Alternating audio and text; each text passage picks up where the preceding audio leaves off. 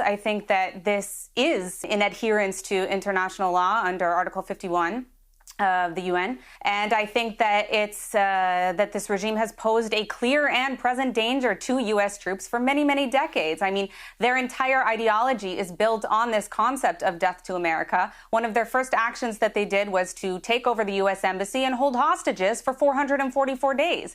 Now, you could say, oh, well, that was just during wartime. That was something about revolutions. No, that's something they've continued throughout that time since then. And I think more importantly, you know, when you want to talk about hegemony, look at what the Islamic Republic has done in this region. They are the expansionist power. They are the ones who are destabilizing the entire region. That Islamic regime is responsible for more deaths of Arab Muslims than any other single entity or organization in the Middle East. They're responsible for Hezbollah. They're responsible for the terror proxies in Iraq. They're responsible for the destabilization and terror proxies, including building IRGC bases in Syria. They're responsible for the Houthis in Yemen and launching a terrible, bloody civil war that happened there. Of course, they're responsible for Hamas and Islamic Jihad in Gaza that have completely destabilized Palestinian society and kept it stagnant from progressing.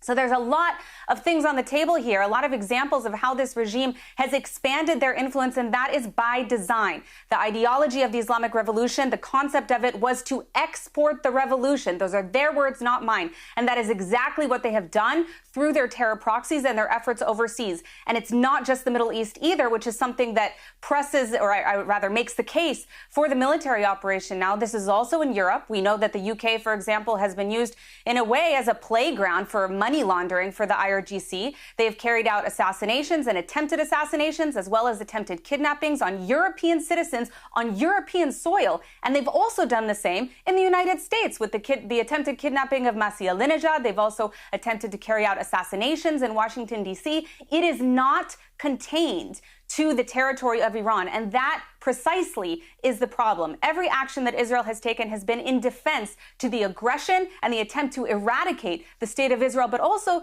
the entire West. And so this idea, this fantastical notion that everything they've done is somehow just in response to whatever the West has done or whatever the United States has done, it's delusional. It's absolute nonsense.